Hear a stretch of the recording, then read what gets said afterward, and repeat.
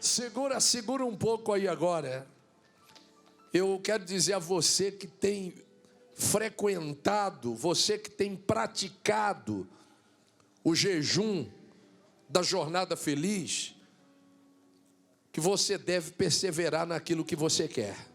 Amém? Eu vi um dos maiores testemunhos de minha vida aqui hoje. Eu vi hoje. Porque eu vi uma senhora dizendo o seguinte: há anos que eu sou evangélica. Aqui na Mundial eu tenho pouco tempo. Aquela que falou, daqui eu não saio, daqui ninguém me tira. Cadê ela? Cadê ela? Eu falei, você tem que ser pastora. Cadê ela? Hoje eu vi um dos maiores testemunhos da minha vida, porque eu vi uma mulher dizendo que há anos ela é uma pessoa evangélica, uma pessoa religiosa, amava e ama o Senhor Jesus, ama e já amava, antes daquela já amava Jesus. E até lhe digo que ela amava mais antes do que agora talvez, porque antes ela não via os milagres, hoje ela vê. Então antes ela amava sem realmente ter nenhum retorno do amor que ela tinha. Hoje ela ama mais providencialmente, não que ela não ame menos ou ame menos, mas ela ama providencialmente. Ela ama providencialmente. Como disse Satanás, ele te ama também. O Senhor te cercaste de bênção, abençoaste o trabalho de tuas mãos, e os seus bens se multiplicam sobre a face da terra. O que o diabo estava querendo dizer? Que quando alguém te ama e vê funcionando a coisa, o que Satanás está dizendo? Que isso ao homem é o quê? É providencial. O que Satanás está dizendo? Que aquele amor é debalde. O que é uma coisa debalde? É uma coisa à toa, em vão. E que é uma coisa vã? É uma coisa que você faz, mas você faz sem um propósito, um fundamento, uma convicção, uma certeza absoluta. É uma coisa que você faz por conta de algo que você está ali arrimado naquilo ali. Então você faz em detrimento de outra coisa. Você faz em condição de outra coisa. Então o que é que Satanás disse para Deus? Debalde teme o Senhor, debalde teme João o Senhor.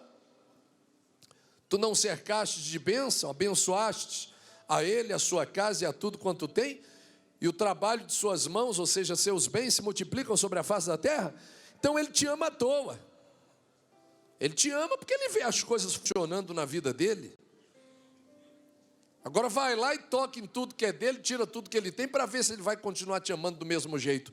E Jó provou que amava a Deus do mesmo jeito. Então quando eu disse que essa senhora talvez amasse mais antes do que agora, foi baseado nesta palavra, porque ela amava e permanecia fiel a Deus, mesmo sem ver as coisas que ela vê agora. É como se disséssemos, aqui é fácil pregar o evangelho. Alguém já me falou isso uma vez e é verdade. É claro, aqui é fácil pregar. Aqui é fácil você falar de Jesus, que Deus é o Deus que cura. Por quê? Porque é 200 curados numa reunião só, pelo poder de Deus. É fácil você dizer, Jesus levanta o paralítico levanta. Cura o leproso, que o leproso está curado. Cura o desenganado, canceroso, aidético. É fácil você pregar o evangelho, aonde você vê os sinais e os prodígios que acompanham aquele que crê. aonde você vê as credenciais de quê? Do apostolado. É fácil. E é verdade, é fácil mesmo. É muito fácil.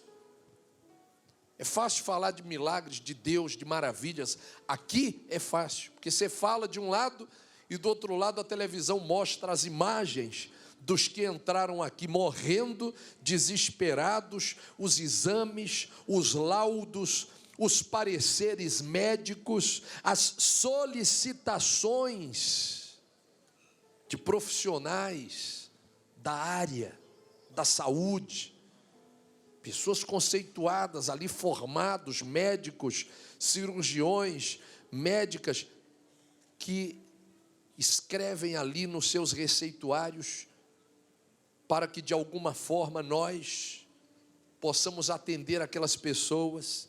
Ao apóstolo, então, está dirigida milhares. Eu tenho aqui no Brás um quarto que tem caixa até o teto, só de receitas médicas, mas não é receita de remédio não, é só como é que chama aquele papelzinho do médico? É encaminhamento? É o receituário, não é isso? Encaminhando a pessoa ali, e o médico faz questão, a médica, o cirurgião, o clínico, o ortopedista, o neuro, faz questão de botar o carimbo dele lá com CRM e assinar o pedido. Eu tenho aqui no Brás um quarto aqui que tem caixa até o teto. E por que essa credibilidade? Por conta das coisas que nós temos visto. Amém? Então, de certa forma, é fácil crer quando você vê o doente curado do seu lado, cego enxergando, o paralítico andando, o outro que escapou da morte ao fio da espada, o que recebeu livramento, as coisas que acontecem que você não tem como explicar. Quer respirar e o doutor, o repórter, o policial, o delegado, o juiz, o promotor, ou seja lá quem for que esteja tratando o assunto, olha e fala, olha, isso aí é um milagre.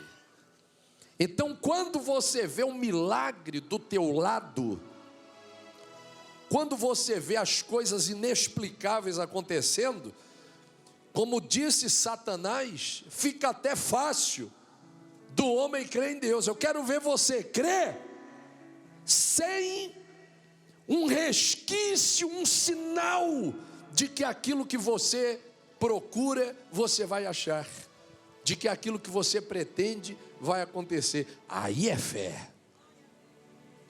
E essa mulher hoje me deu um testemunho daquilo que ela conquistou, da bênção que aconteceu na vida dela, mas a parte mais forte que ela falou para mim, talvez ela não tenha nem prestado atenção, foi quando ela disse, eu há anos sou uma pessoa religiosa, evangélica, e eu perguntei, mas você nunca tinha visto milagre? Ela falou, não, assim, cara a cara, foi essa a palavra, foi este o termo que ela usou, assim, ó, cara a cara não, aqui eu vi, mas mesmo não vendo, ela permaneceu ali servindo a quem?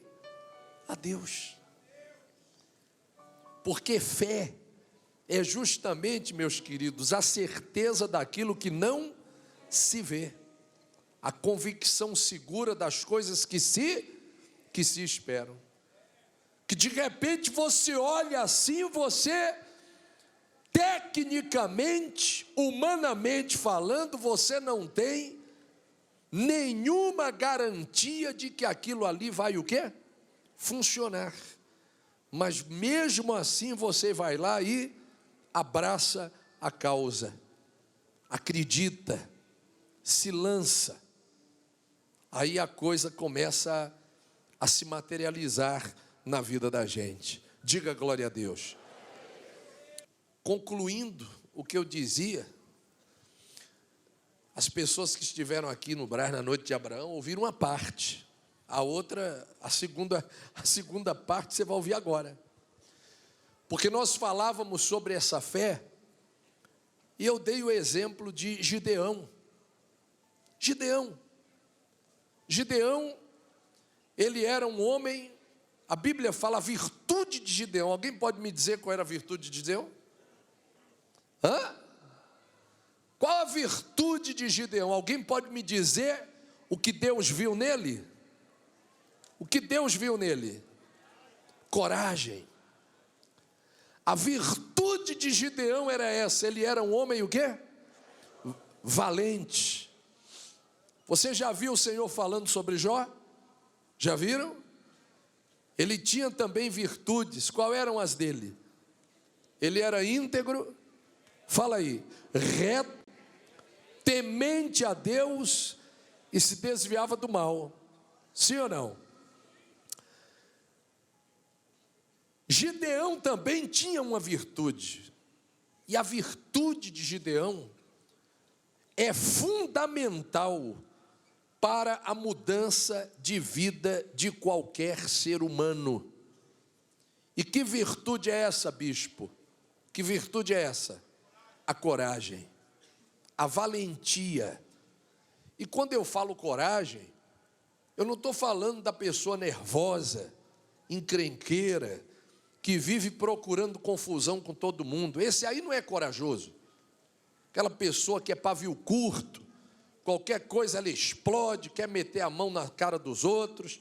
Isso aí não é corajoso, isso aí é um defunto. Porque mais cedo ou mais tarde ele... mais cedo ou mais tarde, para cada doido tem um maluco. Mas é uma questão do encontro acontecer, qualquer hora dessa. Isso aí não é coragem, isso aí é perturbação, entendeu?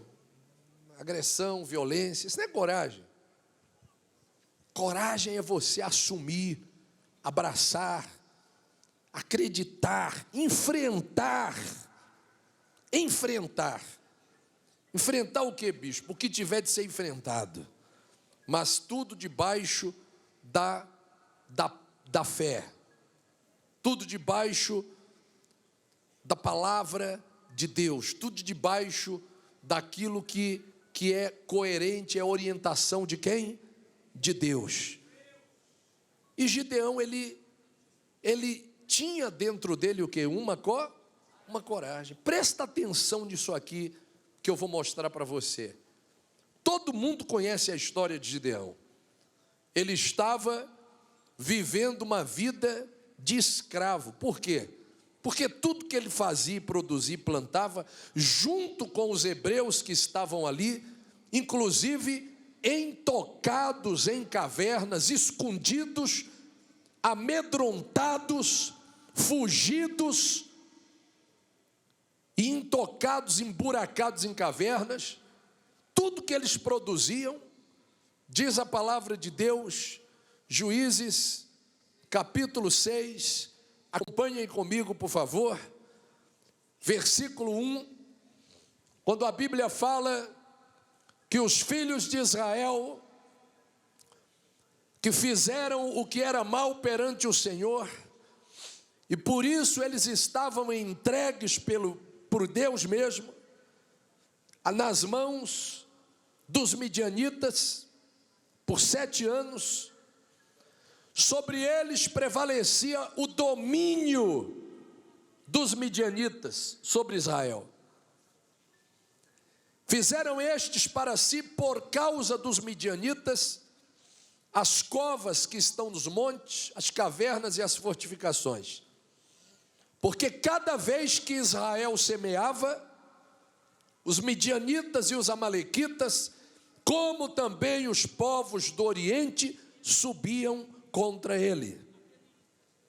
E contra ele se acampavam, destruindo os produtos da terra até a vizinhança de Gaza, e não deixavam em Israel sustento algum, nem ovelhas, nem bois, nem jumentos, pois subiam com seus gados e tendas e vinham como gafanhotos em tanta multidão, Presta atenção nisso aqui, ó. Que não se podiam o quê? Contar, nem a eles, nem aos seus camelos, e entravam na terra para a destruir. Assim, Israel ficou muito debilitado com a presença dos midianitas. Então, os filhos de Israel clamaram ao Senhor. Foi aí que começou então a virada de mesa. Os inimigos vinham e destruíam todos os recursos dos filhos de Israel. Presta atenção, a intenção era acabar com a raça de Israel. A intenção era fazer Israel desaparecer do mapa. Porque como eles não conseguiam encontrá-los, pois fugiam, a plantação, o gado, as ovelhas, os rebanhos, o sustento do povo, eles passavam e destruíam, queimavam, acabavam com tudo, tocavam fogo e eliminavam a riqueza, o sustento e a condição de vida dos hebreus, dos israelitas. Eles nem levavam os animais, nem levavam as especiarias. Eles passavam, matavam, queimavam, tocavam fogo, acabavam com tudo, que era para o povo de Israel morrer na miséria. Essa é a intenção do diabo, que vem para quê? Matar, roubar e destruir. Ou você acha que esses midianitas são coisa do passado? Quem acha que esses midianitas são coisa do passado? O povo midianita, da raça midianita, talvez. Mas o modus operandi dos nossos inimigos continuam o mesmo. Eles querem cercar, chegar, minar, tirar, roubar, destruir, acabar e fazerem com que você desfaleça e pereça. Essa é a maior arma e o maior desejo do inimigo, do diabo, para cima de cada um de nós. E digo-lhe mais, quanto mais você aparece, quanto mais você está em evidência, quanto mais você cresce, quanto mais você prospera, quanto mais você progride, quanto mais você se torna feliz, quanto mais você evolui, eu estava aqui, vou agora, abençoei-me aqui, conquistei isso, tomei posse daquilo, casei-me, batizei-me nas águas, fui levantado a obreiro. O que você contar como crescimento na sua vida sentimental, financeira, econômica, espiritual, física, o que você contar como crescimento, pode ter certeza que a cada etapa da sua vida que você tiver como crescimento de tua vida, perseguições vão se levantar para cima de você. E os inimigos vêm com tudo. E do mesmo modo, para roubar, matar e destruir. Para quê? Para que você fique amíngua como estava o povo de Israel. Só que o povo clamou. Diga glória a Deus. O povo clamou. E esse clamor chegou aos ouvidos de Deus. E o que acontece quando a gente clama? Fala aí. Deus o quê? Ele ouve e vem para saber do que se trata. O que acontece quando eu clamo? Poxa vida, é tão fácil. É só você pegar lá o cego de Jericó. Vamos ver o que acontece quando uma pessoa clama. Você clama, Deus para, vem, olha para você e pergunta o que é que você quer. E aí? O que você vai falar? Ou você vai ficar mudo? Ou você vai ficar sem voz? Você vai expressar o quê? Você tem que expressar o que você quer. Eu lembro quando eu era menino, que a gente na escola, tinha as menininhas lá, que um comentava com o outro, olha como ela é bonitinha. Aí na hora do recreio, chegava um coleguinha, vem cá filhão, chegava um coleguinha, e aí a moça estava lá do lado de lá, né? Aqui na ponta. Então, chegava um e dizia: eu estou procurando um obreiro e não estou achando, você acredita? Hein? Não estou achando nenhuma. Vem cá. Eu estou procurando um obreiro. Não. Vem cá, obreira, faz favor. Sobe aqui. Fica aí no altar. E a gente no colégio, aí quando era menino, ficavam olhando para o outro e tal. Aí comentavam com o outro assim: olha aquela mocinha lá, como ela é bonita, né? Tá vendo? Olha como é bonita. Olha, aí comentava: olha, bonita, né? É simpática, não sei o quê. Aí chegava no recreio, aí um vinha no recreio assim com o outro. Aí chegava assim no recreio, aí chegava um mais perturbadinho um pouco, chegava e falava assim: ó, ele está gostando de você, ó. Aí saía. Hã? O que era jogado. Você já viu o gato quando você bota ele na... Não faça isso com o seu, mas quando você bota ele na água assim, ele gruda aqui, o negócio, que ele sai, que ele não... Ele volta. Meu cachorro, quando vai tomar banho, eu vou botar ele no banheiro, ele sai, eu caio dentro da água, ele pula. Quando você clama, é essa cena aí, Deus aparece. Aí na hora que ele aparece, o que você vai falar? Você vai ficar que nem o pastor, que ficou amarelo, e a obreira que ficou vermelha, tadinha? Ou você vai botar para fora o que está dentro de você? Porque quando Gideão clamou, Deus veio para ver do que se tratava. E nessa hora, Gideão teve que botar para fora aquilo que havia dentro dele. Qual era a virtude dele? Coragem. Só que presta atenção, todo mundo já ouviu falar da prova de Gideão, sim ou não? Todo mundo já ouviu falar que Gideão reuniu quantos mil homens da primeira vez?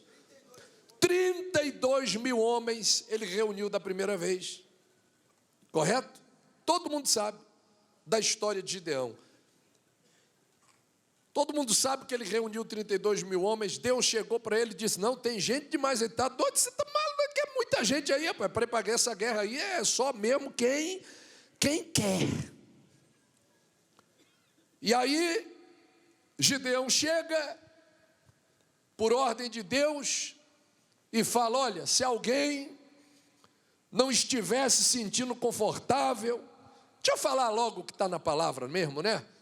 Quem for tímido e medroso, que volte e retire-se da região montanhosa de Gileade. Teve uns que fizeram assim, ó. Ó, cadê a câmera? Teve uns que fizeram assim, ó. Graças a Deus, e foram embora. Primeiro Gideão convidou todo mundo para o combate. Aí foram, meio que, né? Bora, fulano, você tem que ir. Foram meio na pressão e vieram aquela turma desconfiada. Deus olhou assim, já conhecia a turma, né? Deus deu uma olhadinha assim, chamou Gideão e falou assim: ó, fala que quem for tímido e medroso, para voltar para casa. Gideão: olha, atenção, silêncio, um minuto, por favor. Se alguém não estiver se sentindo, né? Se alguém for tímido, ou se estiver com medo, pode voltar para casa. 22 mil, graças a Deus, foram embora. E ficaram 10 mil. Gideão deve ter botado a mão na cabeça e dito: meu Deus, para que eu fui falar isso? Para quê? Para selecionar mesmo. Nós temos... Essa seleção é feita por Deus. E vou lhe dizer uma coisa que talvez você não saiba. Deus não separa pessoas uma de outra. Deus separa dentro de você aquilo que você tem de corajoso, de verdadeiro, de sincero, de fiel, de honesto, de bom, daquilo que você tiver de medo, de timidez, de covardia, de infidelidade, de descaso, de ruim, de negativo. Essa separação tem que existir. Você não pode ter dúvida com relação ao que você quer. Quem está entendendo? Todo mundo ouviu falar da prova de Gideão. Dos 10.000 que ficaram, você pensa que os 10.000 foram para o combate? Não. Deus mandou ele descer as águas. Há uma fonte que tem lá em Israel, chamada Fonte de Gideão. Eu estive lá no início do ano. Se o pessoal da televisão conseguir recuperar essas imagens,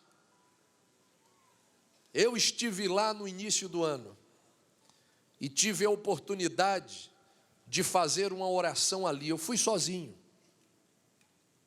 Teve uns 2 bispos que estavam perto de mim, quiseram me acompanhar e foram. Mas eu entrei ali sozinho na fonte. Ali eu fiz uma oração, eu lembro que eu fiz uma oração. Depois de uma palavra eu orei, pedi a Deus. E até peguei um pouco da água que tinha lá na fonte, trouxe para o Brasil. Estou usando aqui nas noites de Abraão. E ali eu fiz uma oração, naquele lugar ali que você está vendo ali nas imagens, ó, nesse lugar aí, ó, que você está vendo nas imagens, neste lugar aí que você está vendo aí nas imagens, nesse mesmo lugar, Gideão, com 300 homens, foram selecionados aí, nestas águas aí, de todos os que estavam com ele, 300 homens saíram destas imagens que você está vendo aí em Israel. Nesse lugar que você está vendo aí, a Bíblia diz que Gideão chegou com quantos homens? 10.000? 10.000, ele chegou aí com quantos? Com 10.000 homens ele chegou aí, ó, nesse lugar aí, ó, na fonte de Gideão. Aí são imagens de Israel, da fonte de Gideão. Ele chegou aí com 10.000 homens. E ali diz a Bíblia, mostra aí na palavra, por favor. Ali diz a Bíblia, que disse mais o Senhor a Gideão: ainda há povo demais, fazei-os descer as águas, e ali tus provarei. Aquele de quem eu te disser, este irá contigo, esse contigo irá. Porém, todo aquele de quem eu te disser, esse não irá contigo, esse não irá. Presta atenção agora no que acontece. Naquele momento, de 10.000 que estavam naquele lugar, quantos ficaram? 300. Agora presta atenção. Com aqueles 300 homens, quantos ficaram com Gideão? E quantos eram os inimigos, os midianitas, o exército dos midianitas? Mostra lá para mim, por favor. Quantos estavam com Gideão? E quantos, qual o número do exército dos midianitas? Mostra aí na Bíblia. Uma multidão que não se podiam contar. Uma multidão que não se podiam contar eram o exército dos midianitas. E os de Gideão eram quantos? 300. Mas eram 300 soldados? Não. Eram 300 camponeses, trabalhadores do campo, homens que nunca viram uma arma na vida. Nunca viram uma arma na vida deles.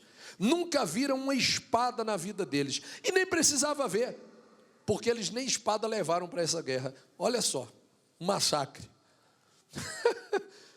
Olha o massacre. De um lado, um exército de homens armados até os dentes. Quantos eram? Uma multidão que não se podia contar. E do outro lado, 300 o quê? 300 camponeses com cântaros nas mãos. Cântaro, um vasinho de barro e umas lanternas para iluminarem, e tochas. Foram enfrentar um exército inumeráveis, de homens armados até os dentes, dos quais não se podiam contar de tantos que eram. Agora presta atenção. O que havia naqueles 300 homens? Eles foram provados. Eles demonstraram ali a sua coragem, valentia, desejo, vontade, porque olha, preste atenção no que eu vou falar. Antes de você querer qualquer coisa, você tem que ter o quê? Vontade, paixão, desejo. Se você não tiver vontade, se você não tiver querer, você vai perder tempo nas batalhas da sua vida. E outra coisa que você tem que saber: antes de Gideão provar aqueles 32 mil homens, ele também foi o quê? Foi provado. Porque o Senhor mandou que ele pegasse o boi, o segundo boi, o boi cevado. Meu amigo, aquilo ia dar uma confusão. Você sabe o que foi que Gideão fez? Sacrificou o boi do pai cevado. Aquilo ali era como se fosse o santo grau. Aquele boi ali é mais do que um animal. Ali era uma coisa ali reservada de um respeito, de um temor de alguém tocar no boi do pai. E ele ainda derrubou os altares de Baal que o pai servia e sacrificou o boi para Deus. Olha a coragem. É ou não é verdade? Imagina você. Quem aqui já se atreveu algum dia pegar a chave do carro do pai sem ele liberar? Quem aqui? Deu ruim? Deu ruim? Deu, não foi? Não faça isso não, nunca. A confusão foi grande? Você não sabe nem... Você nem imagina. Esse exemplo que eu dei aqui não dá nem para ter noção do que fez Gideão. E ele fez porque ele demonstrou que ele realmente queria mudar aquela situação. E estava disposto a qualquer coisa. E ele foi provado para ver se ele também... Ele provou os outros, mas ele também foi provado para ver se ele também estava na fé, se ele tinha coragem ou se ele ia amarelar. Porque se ele amarelasse no boi, ele ia amarelar lá no combate. É ou não é verdade? Se ele amarelasse no boi, ele ia amarelar na hora de enfrentar o exército de inimigos dos quais não se podia o quê? Contar. Então, meus amados, uma coisa todos nós temos que ter na vida para realizar nossos sonhos. Antes de qualquer coisa, antes mesmo de abrir a boca para pedir, antes mesmo de fé, você tem que ter o quê? Coragem. E o que é coragem? É vontade. Vontade. Você tem que ter vontade. Uma pessoa com vontade, ela muda a situação. Uma pessoa com vontade, ela muda o mundo. Uma pessoa com vontade, ela muda o rumo das coisas. A vitória está para aquele que tem a vontade, para aquele que quer. Diga glória a Deus. Para aquele que quer. Quando a pessoa quer, meu amigo, quando ela quer, já era. Já era. Você tem que querer. E se você tiver em dúvidas do que você quer, nem vá. Nem vá, porque você vai ou dar viagem perdida ou voltar com a cara quebrada. Só vá se você realmente tiver decidido, querendo aquilo que você realmente diz que quer. Amém? Você lembra do cego? Do cego não, do leproso? Aquele que chegou até Jesus e disse: Senhor, se quiseres, podes tornar-me limpo. Ele perguntou se o Senhor quisesse, porque era isso que ele o quê? Que ele queria. E o próprio cego, do qual nós demos exemplo aqui agora, que gritava: Jesus, filho de Davi, tem misericórdia de mim. Jesus para, chama ele e chega para aquele cego e pergunta para ele o quê? Que queres que eu te faça? Obviamente você vai pensar, o lógico, né? O que é que o cego quer? Um cego, provavelmente ele quer o quê? Ele quer ver, mas nem sempre. Nem sempre, pode ser que ele queira outra coisa. Quem sabe se ele não quer outra coisa? Então, por via das dúvidas, deixe eu ter certeza do que realmente ele o quê? Ele quer. Você sabia que antigamente, para casar, o camarada diz: eu estou gostando de uma moça, eu estou gostando dessa menina aqui, eu gosto dessa jovem, dessa donzela. Você sabe o que é que o cara tinha que fazer para casar? Algumas tribos aí indígenas, o camarada tem que subir num pé de não sei o que, estourar um cumpizeiro nos peitos, botar a mão numa bolsa cheia de cobra. Eu não vou muito longe não, nas tribos não, no interior, camarada, meu sogro mesmo, queria se engraçar com a dona Rita, e ele queria casar com a minha sogra, chegou lá todo bonitinho, todo arrumadinho, né, para filar a dona Rita, minha sogra. Quando ele chegou lá, não, sabe o que é, seu Bílio, é Bilo, né? Seu Abílio, o pai da dona Rita, né? Sabe o que é, seu Abílio? Olha, eu estou gostando da moça, tal. No interior, lá no interiorzão da Bahia. Aí o velho olhou assim e falou: é mesmo? Ah, você está gostando dela, é?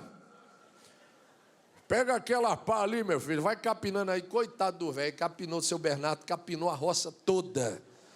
Pintou a casa. Você sabe fazer o quê? Não, eu sou bom, eu sou pedreiro, eu estou aprendendo. Ah, você é pedreiro? Aqui é bom que você é pedreiro. Aí que teve que rebocar a casa toda, fez puxadinho, consertou telhado. Passou uma semana ralando.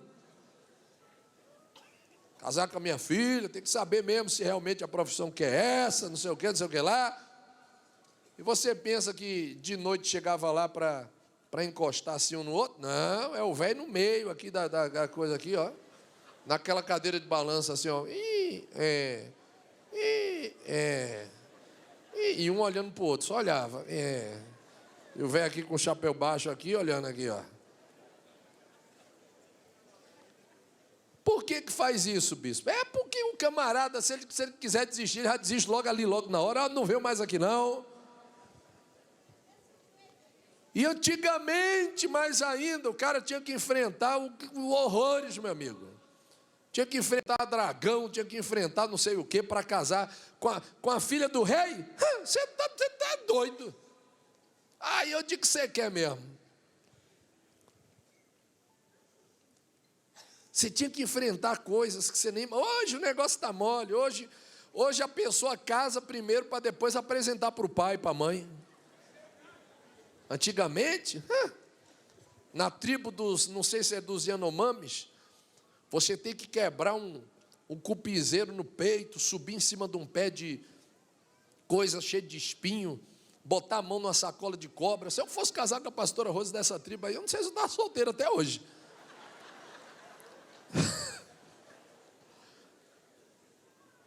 Você tem que mostrar que Davi para casar com a princesa Mical?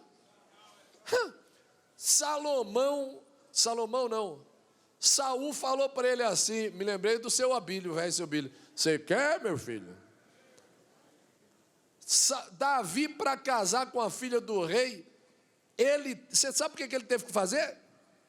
Saul mandou ele trazer 100 prepúcios de filisteu.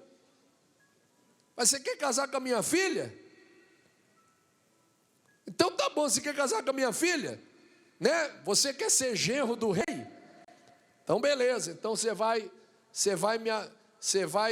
me trazer 100 prepúcios de filisteu. 100 prepúcios de filisteu. Prepúcio é prepúcio.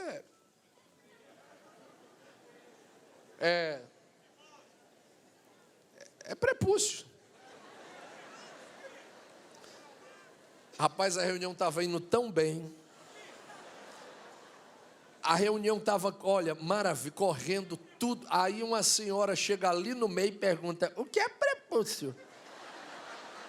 É prepúcio, senhora. Prepúcio é prepúcio. Vai lá no dicionário que depois você vê o que é prepúcio. É isso mesmo que você está rindo aí. E ele trouxe 100. 100 não, trouxe 200. Pegou aquele cesto de prepúcio e derramou diante de Saul. Claro que Davi não era cirurgião, né? Para tirar o prepúcio direitinho, assim. Veio com tudo. Ele trouxe 200. Por que isso? Porque você tinha que demonstrar que realmente você queria alguma coisa. Demonstração de amor, você tem que mostrar que você quer. Quando você vai ser elevado a um cargo, quando você vai ser elevado a um posto, você tem que também passar por provas. Por que a prova? Porque você tem que mostrar que realmente você quer aquilo ali. Porque se você não quiser, você já desiste logo. E você não pode ir para o combate se você não tiver certeza daquilo que você quer. Por isso, quando Deus coloca projetos no nosso coração e nós temos sonhos, eles são maravilhosos, mas eles não são para qualquer um. Os sonhos não são para qualquer um. Os sonhos são para a parte valente que existe em cada um de nós. Seria muito fácil chegar aqui e por algum método separar valente de não valente. Aí é mole. Aí é fácil. Não é isso que Deus faz. Primeiro porque todos nós temos condições de realizar sonhos que vêm de Deus. Porque se é Ele quem efetua em nós o querer, automaticamente Ele também vai executar. Agora, dentro de nós, dentro de cada um de nós, tem um coração valente e muitas vezes o coração tímido se expressa e fala mais alto. Isso está dentro de cada um de nós. Todos nós podemos ser valentes e todos nós podemos ser o quê? Podemos ser tímidos. Amém? Eu posso lhe dar 1000 exemplos aqui de valentes que tiveram momentos de covardia e de timidez. E naqueles momentos erraram, falharam, sofreram, choraram e fracassaram.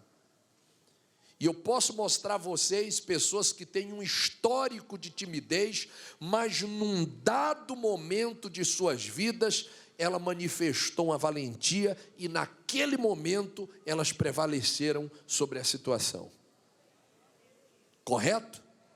Os 4 leprosos, por exemplo, era o clássico exemplo de pessoas tímidas, até mesmo por força da circunstância. Estavam desenganados. Sua condição social já era de marginalizados.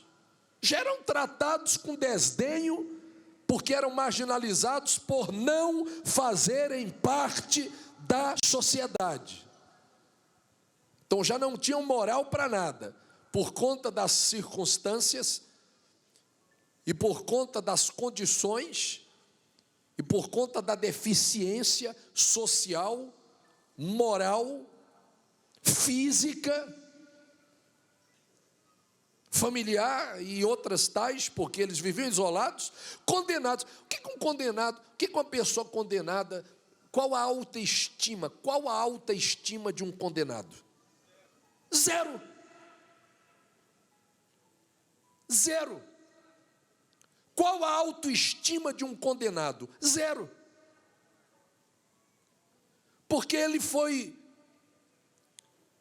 levado a entender que ele não tem o direito nem de abrir a boca para falar nada. Então a condição social espiritual principalmente, acima de tudo, moral, econômica, pressiona a pessoa.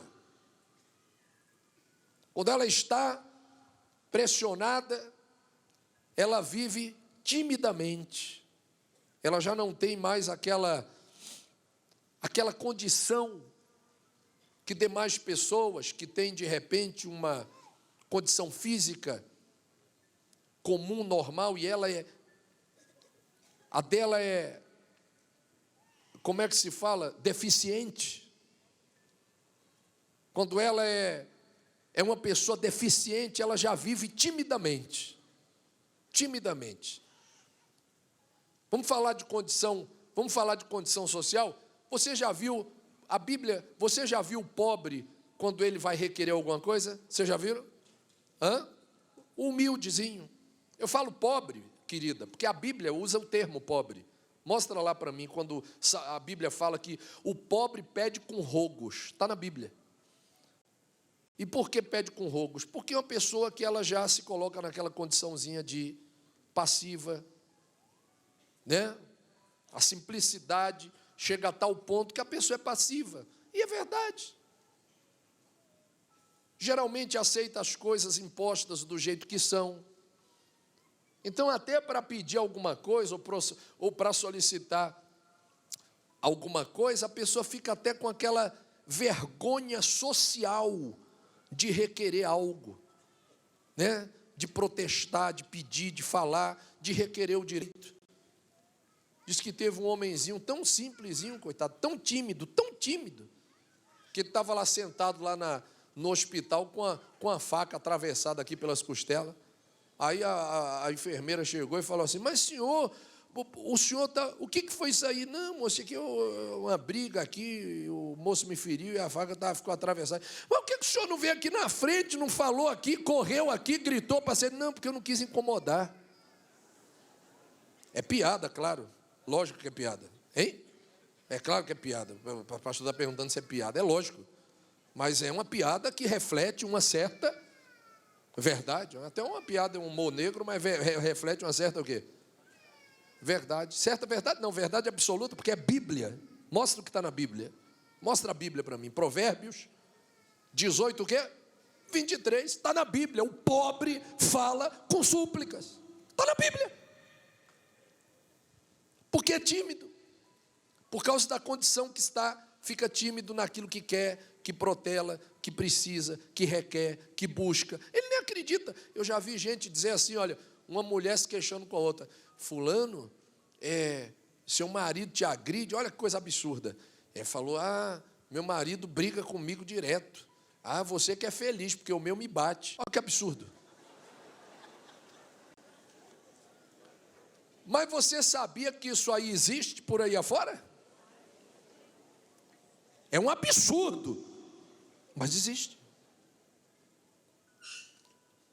Você pega, por exemplo, uma pessoa mais esclarecida, ou então uma pessoa que mais encorajada, consciente dos seus direitos,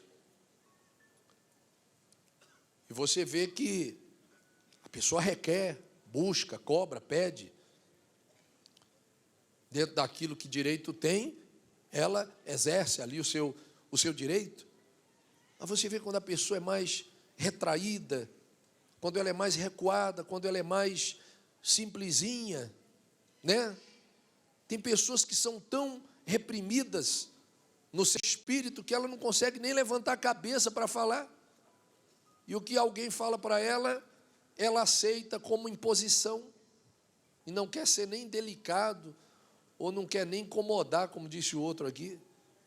Então, essa pessoa vive timidamente, até por conta da condição que se encontra, como estavam esses 4 leprosos, que eram tímidos. Por que eram tímidos? Porque eram leprosos. Já eram leprosos. Leproso naquele tempo é porque o senhor não sabe o que é leproso. Hoje, leproso é uma pessoa doente, que precisa e carece de cuidados. Pelo contrário, é alguém que tem até mais atenção do que os demais. Mas antes, lepra era considerada praga, castigo de Deus. Uma pessoa leprosa é como se ela tivesse cheia de demônio, antigamente, é como se ela tivesse cheia de espíritos ruins, de coisa ruim, de praga, de castigo, ninguém quer chegar perto. Ó, aquela pessoa ali, ó, é leprosa, ó, aquilo ali aprontou, isso é castigo de Deus, era um inferno. Então a pessoa já vivia reprimida, eles eram reprimidos, tímidos. Mas um dia, aquela parte tímida dos leprosos ficaram para trás e brotou o quê? A coragem. O que faz a diferença na vida da gente? É a coragem. Você tem que botar para fora a coragem que está dentro de você. Coragem não é brigar, arrumar confusão, ser indelicado, ignorante, né, estúpido, brigão. Isso aí não é coragem. Isso aí não é coragem. Isso aí não é coragem, não. Isso aí é perturbação. Isso é demônio. Isso aí não é coragem, não. Coragem é assumir, é crer, é viver a fé, é não desistir do sonho. Isso é coragem. É dizer, não, Deus vai me honrar, vai ser meu, vai acontecer. Isso é coragem. Resumindo, coragem é lutar contra a esperança. Coragem é esperar contra a esperança. Aqueles 4 leprosos, eles eram tímidos. Um dia, eles tiveram ali um flash de coragem e naquele momento a coisa virou para o lado deles. Se eles permaneceram assim, continuaram vencendo e prevalecendo até o último dia de vida deles. Se eles voltaram a ser tímidos novamente, certamente eles voltaram à condição de vida que a sua timidez lhes proporcionava também. E eu lhe mostro pessoas corajosas como Elias, que enfrentou exércitos, capitães, chegavam lá fortemente armados embaixo do monte, dizia, o rei mandou você descer agora. Elias lá de cima dizia, o quê? Descer? Elias dizia lá de cima, o quê? Eu descer? Vai descer é fogo aí agora para você ver que é um de só sobrava um para voltar para contar a história. Aí o rei mandava outra tropa e Elias estava lá, daqui a pouco outro capitão, profeta, desce aí agora. O profeta olhava assim, eu não acredito não, tá tendo homem para morrer mesmo, vai descer é fogo, e morria todo mundo de novo. Só parou de morrer quando veio um e falou, homem de Deus, pelo amor de Deus, a gente sabe que o senhor é profeta, eu estou aqui cumprindo a ordem do rei, se o senhor, pelo amor de Deus, o que é que o senhor podia fazer por nós? Esse mesmo Elias, profeta de fogo, que era um homem corajoso, um dia deixou o Elias natural surgir, e ele teve medo da ameaça de uma mulher. Não é porque é mulher, é porque diante de Acabe, Jezabel era quem?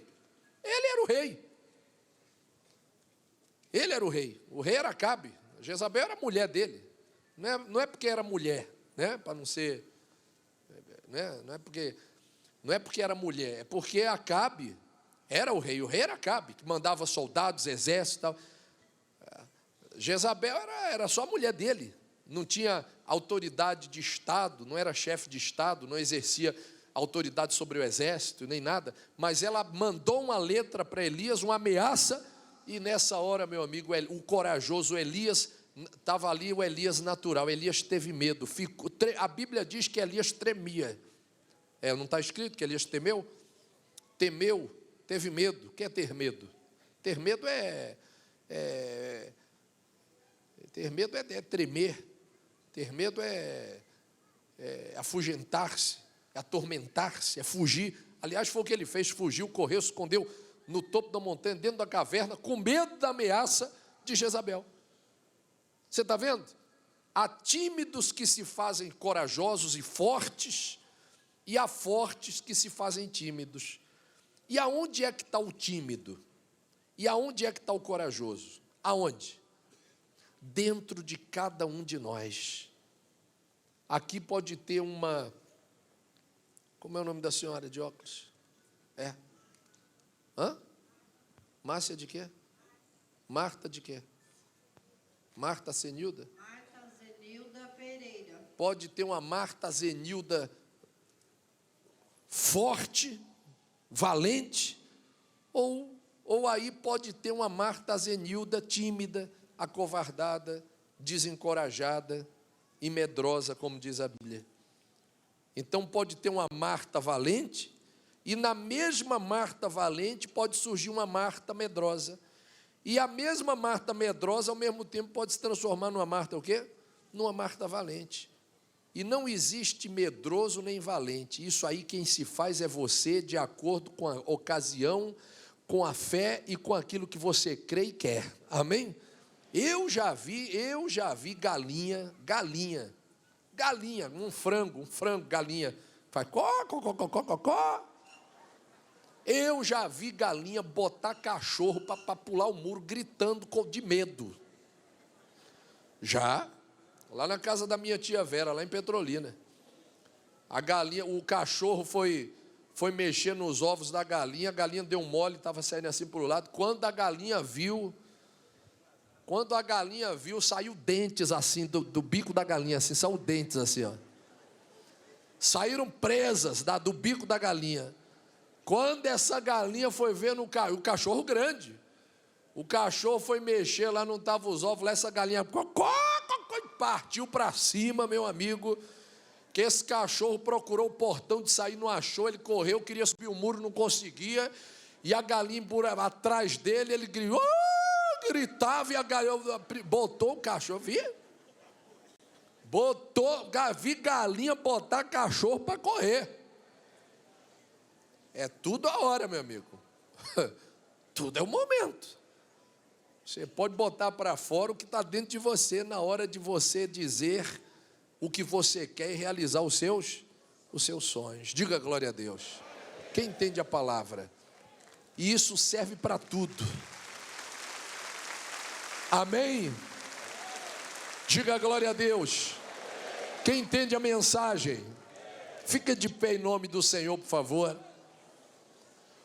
O valente e o medroso vivem juntos, estão dentro de cada um de nós. Qual que você vai botar para fora? Aí não é comigo, eu não sei. Aconselho-te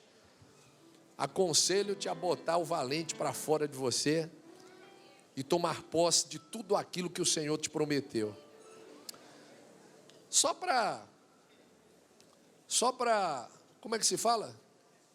Não, para encerrar o assunto, só para finalizar o assunto. Você lembra quando Deus chamou Josué para ele assumir a função de Moisés e conduzir o povo à terra prometida? O que Deus falou para Josué? Deus disse: tão somente o quê? Ser forte e o quê? E muito corajoso. Porque a obra que você vai fazer exige força e coragem. Agora presta atenção. Ora, por que Deus falou isso para Josué?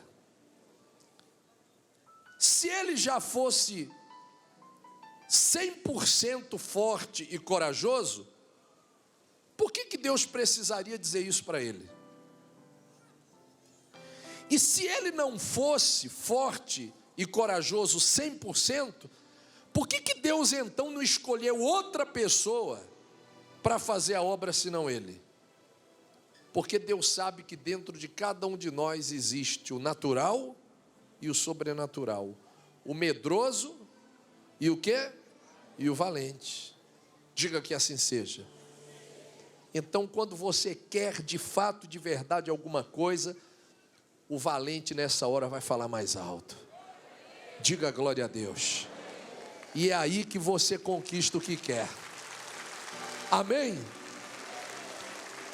Eu quero orar por vocês. Vamos orar todos juntos. Levanta tudo que é seu e diga: Senhor meu Deus poderoso e Pai,